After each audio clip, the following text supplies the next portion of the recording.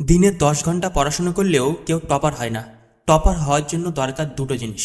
First হলো right strategy এবং দ্বিতীয় হলো রাইট টেকনিক।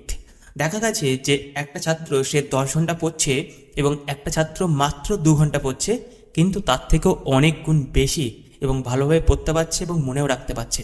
আমি এখানে একটা টেকনিক শেয়ার করব, যে টেকনিকটা খুব কার্যকরী বর্তমান ছাত্রদের জন্য। কেন? বর্তমান ছাত্রদের প্রথম প্রবলেম হচ্ছে ডিস্ট্রাকশান।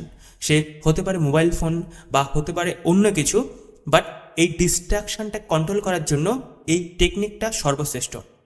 এই টেকনিকটার নাম হলো পোমোডোরো টেকনিক, এবং এটা কিভাবে ব্যবহার করতে হবে তার জন্য সম্পূর্ণ ভিডিওটি দেখতে হবে।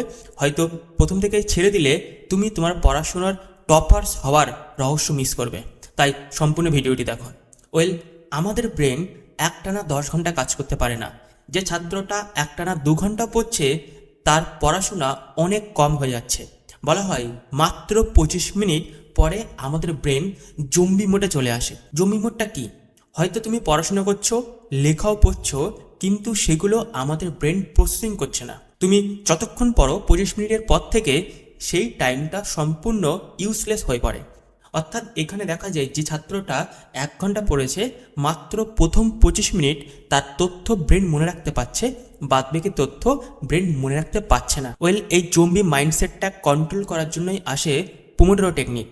এই টেকনিকটা প্র্যাকটিস করতে হবে, কিন্তু তার আগে খুব ভালোভাবে মনোযোগ দিয়ে শুনতে হবে।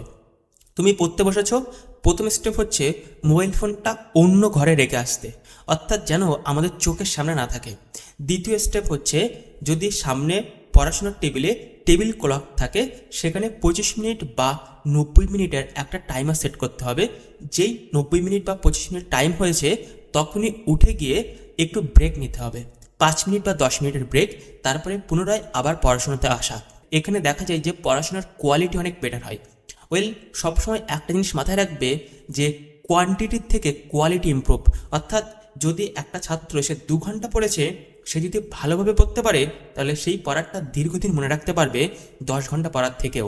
তাই এবার থেকে এই টেকনিকটাকে ফলো করতে হবে।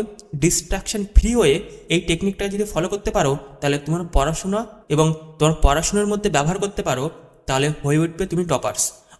এই টেকনিকটা তুমি কবে থেকে ফলো করবে আমার কমেন্ট সেকশনে লিখতে পারো, আমি অবভিয়াসলি লাভ রিয়াক্ট দেবো। এবং আমাকে ফলো করতে ভুলো না যদি তুমি নতুন হয়ে থাকো। দেখা হচ্ছে পরবর্তী দিন নতুন একটা ভিডিওতে। Thank you so much, have a great day.